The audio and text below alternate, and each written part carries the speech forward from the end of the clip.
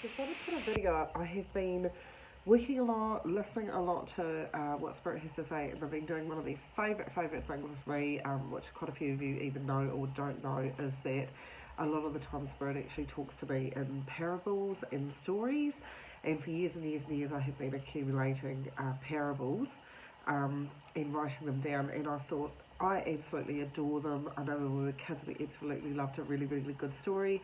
What I love about parables is the amazing wisdom that's in behind it. So I am always up for a story from Spirit. I'm always usually saying, can you tell me a story?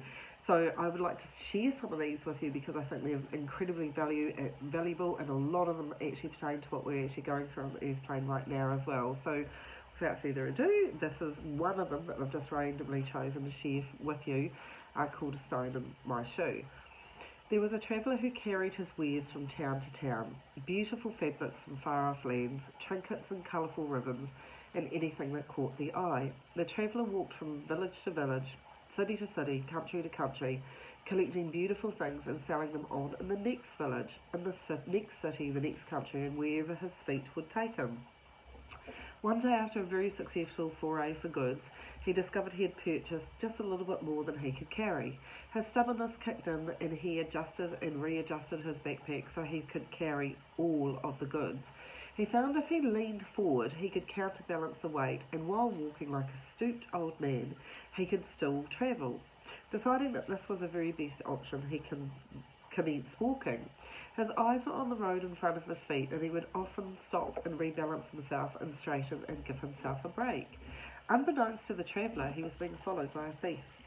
The thief had seen all the purchases that the traveller had made in the market, surreptitiously watching him from a distance, and he wanted the small jewellery box that he had seen the traveller purchase, knowing that the jewels inside the box were incredibly valuable. He reasoned that he could take other things from the traveller as well, and since they travelled quite a wee way out of the village, no one would be any the wiser if he appropriated the goods on a quiet road. The traveller walked on, and the thief behind him, travelling at a distance, but slightly starting to wonder if the traveller would actually ever stop and allow himself to be robbed. The traveller was more concerned about getting his load to the next destination while the weather was fine, and being used to walking long distances at a time with his wares, he was not perturbed at all with the continued walking. However, he had slowed, and he had slowed because a stone had worked its way into his shoe and was uncomfortably pushing on his toes. He glanced ahead to see that if he could make it up to the boulder up ahead and rest his load and remove the stone from his shoe so that his destination at the moment was focused on 50 feet up the road. The thief was frustrated and finally stepped in front of the traveller. He waved a knife at the traveller. "Hold there and put down your goods," he said. "Hand over what is valuable." The traveller could hardly see the thief, he was so bent over with his load, and he replied to the thief, "My friend, I am sorry. I cannot see you there. All I can see is your feet. Can you please come closer and I can see what you need?" For the traveller was so bent over he could not even see the knife that the thief held. The thief, annoyed, stepped closer again and demanded that the traveller hand over his goods, or at least the ones the thief wanted. The traveller, seeing the worn shoes and the tattered trousers of the thief, understood that the man was probably holding a weapon of some sort, but he still couldn't see under the burden of the goods.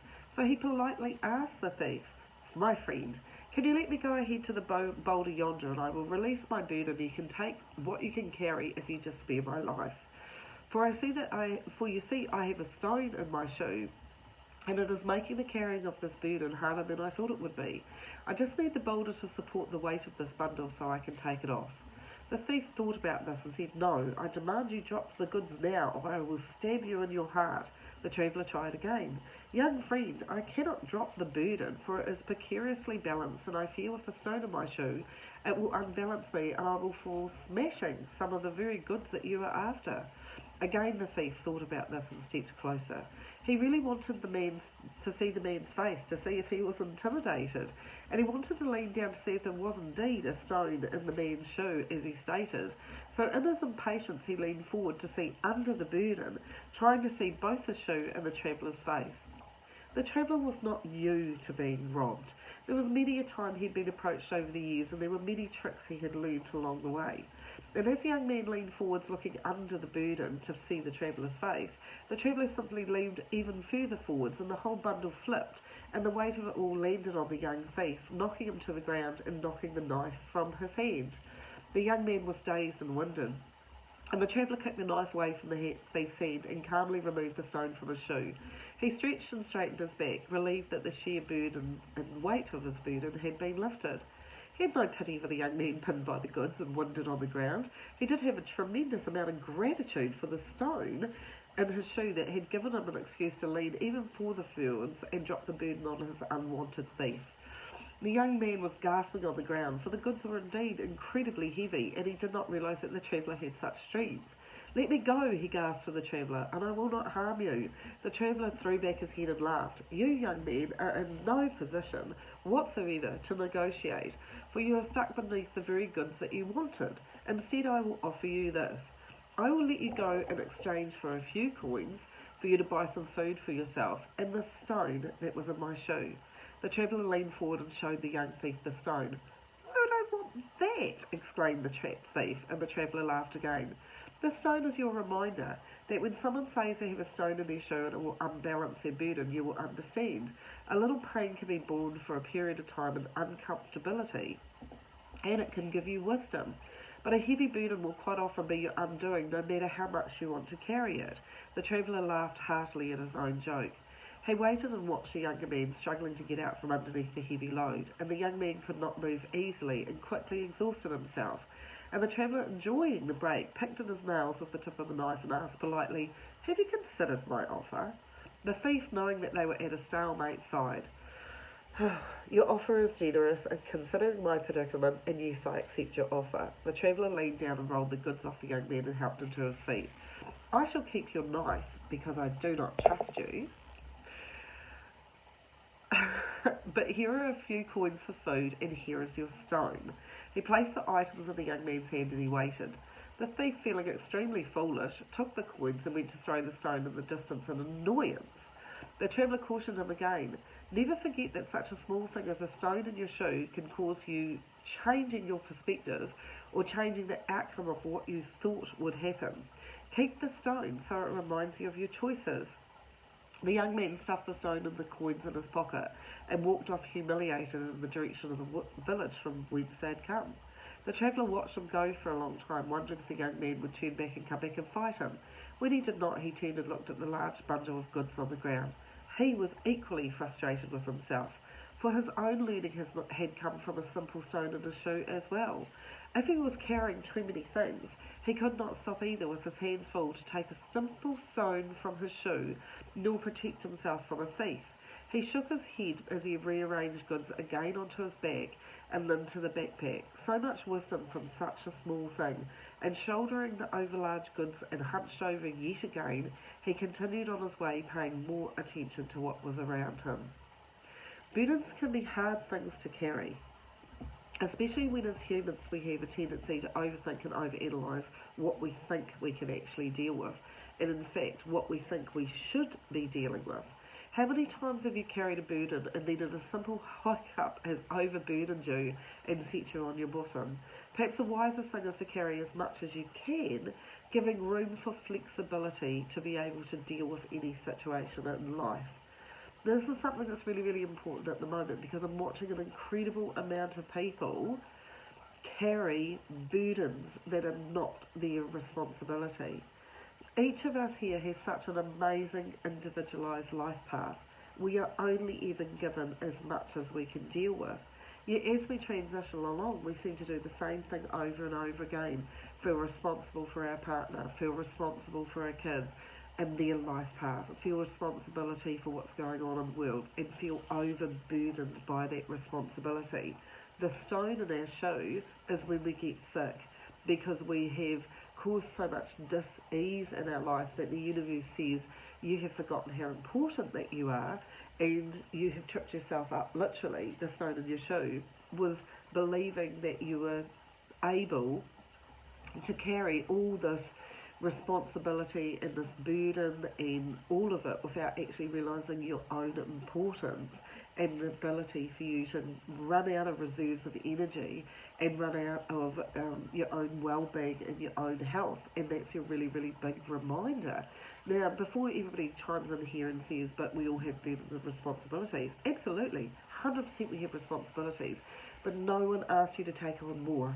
No one stood right in front of you and said, here, can you pick up my burdens and carry my burdens at exactly the same time? Take the weight of the world off your shoulders.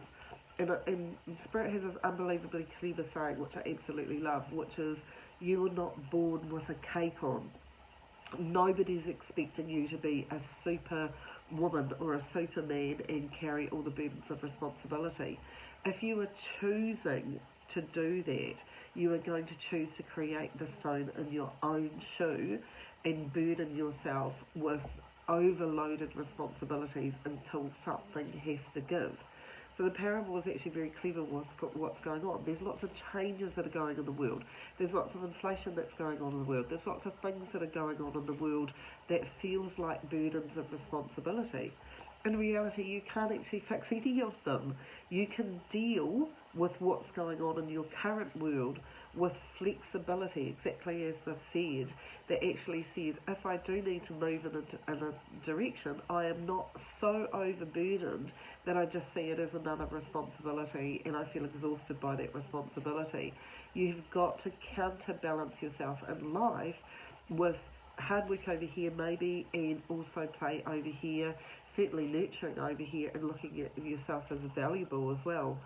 Stop believing that you are the person that has to sort everything out single-handedly. And I keep saying to people, if I hear that, I'm fine, one more time from people, when you are not, and it's clear you're not because you're exhausted and you're tired, when have you forgotten to give another person the gift of helping you because you actually say that you need help? And that is one thing that I see all the time with overburdened people.